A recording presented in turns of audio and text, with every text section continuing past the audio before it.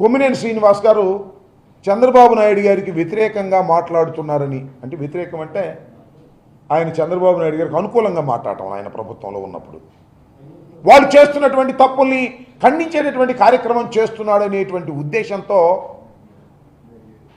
NTV మీద ఒత్తిడి తీసుకొచ్చి ఆయన లైవ్ షోని ఆపేశారు. ఆయన్ని దాని నుంచి తీసేస్తేనే మీ ఛానల్ని, ఎన్టీవీ ఛానల్ ఆంధ్రప్రదేశ్లో చూపిస్తాము అనేటువంటి పద్ధతుల్లో చంద్రబాబు నాయుడు గారు ప్రభుత్వం మొత్తం ఏకమై ఆ ఛానల్ మీద ఒత్తిడి తీసుకొస్తే గత్యంతరం లేని పరిస్థితుల్లో కొమ్మినేని శ్రీనివాస్ గారు ఆ ఛానల్ నుంచి బయటకు వచ్చారు. బయటకు వచ్చిన తర్వాత మళ్ళీ సాక్షులు చేరి ఆయన లైవ్ షో కండక్ట్ చేస్తున్నారు. ఇవాళ కొత్తగా లైవ్ షో కండక్ట్ చేయట్లేదు. ఆయన TV5లో, ఎన్టీవీలో, సాక్షిలో లైవ్ షోలు కండక్ట్ చేస్తూ వచ్చినటువంటి వ్యక్తి. ఎక్కడ తప్పు చేయలేదు ఇంతవరకు నాకు తెలిసి.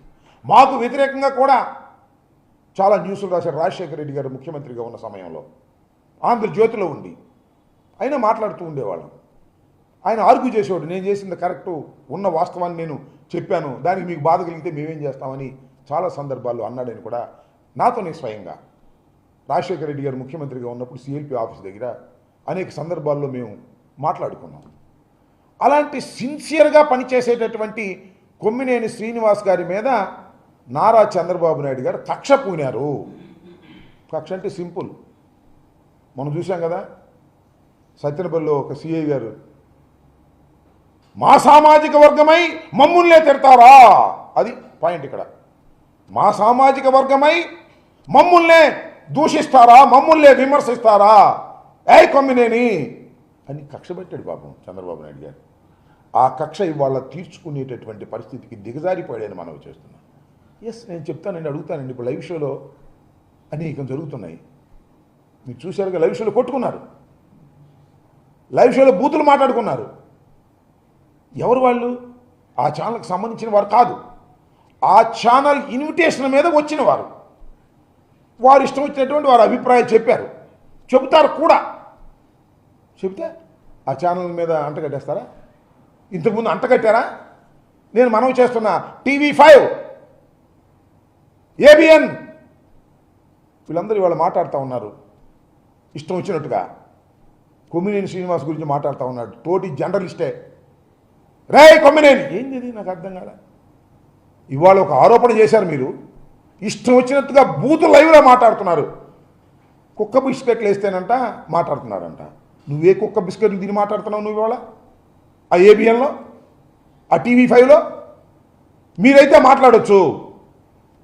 ధర్మంగా, ధర్మమైన విశ్లేషణ చేసేటటువంటి వ్యక్తి కొమ్మినేని శ్రీనివాస్. దీనిలో ఏ విధమైన సందేహం లేదు. ఇవాళ ఆయన మీద గుట్టగాల్చి వేసేసి తుడుచుకోమని ఇవాళ మరి మాట్లాడుతున్నారు. ఎస్, ఆయన పేరు రాజు గారు వచ్చారు, విశ్లేషకులు. ఇవాళ కొత్తగా రావట్లేదే, చాలా ఛానల్స్కి వెళ్తున్నాడే.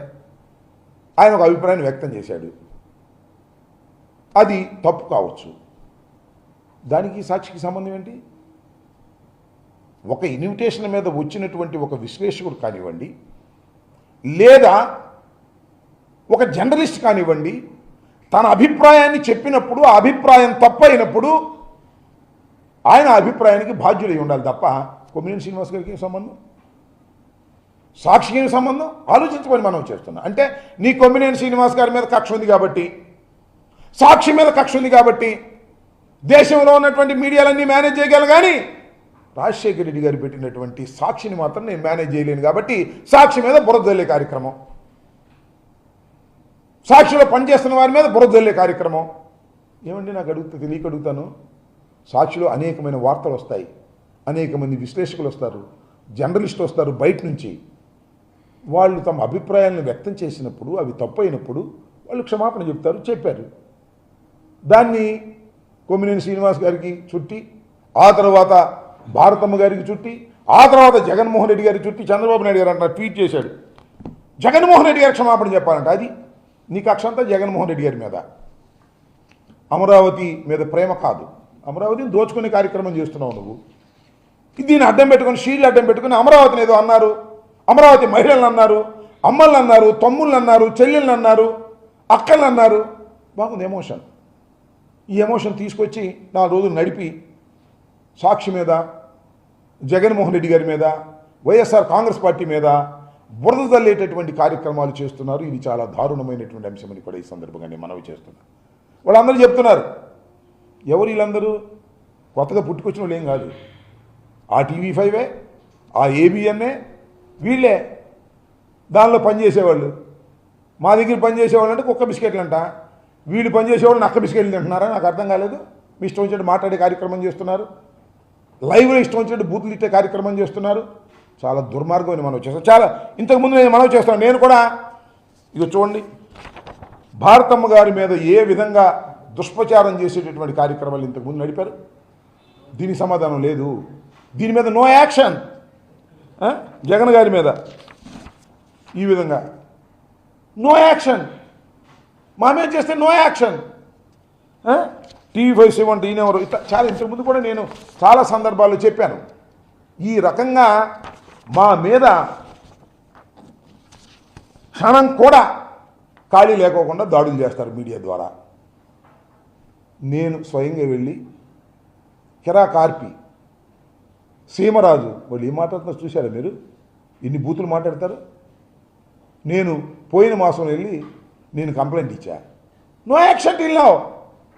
కానీ శాటిలైట్ ఛానల్లో, జగన్మోహన్ రెడ్డి గారికి సంబంధించిన ఛానల్లో, డాక్టర్ వైఎస్ రాజశేఖర రెడ్డి గారు పట్టుదలగా ప్రారంభించినటువంటి ఛానల్లో ఏమి జరగకపోయినా ఆఘ మేఘాల మీద వెళ్ళిపోయి కొమ్మినేని శ్రీనివాస్ గారు ఒంటిని పట్టుకొచ్చారు.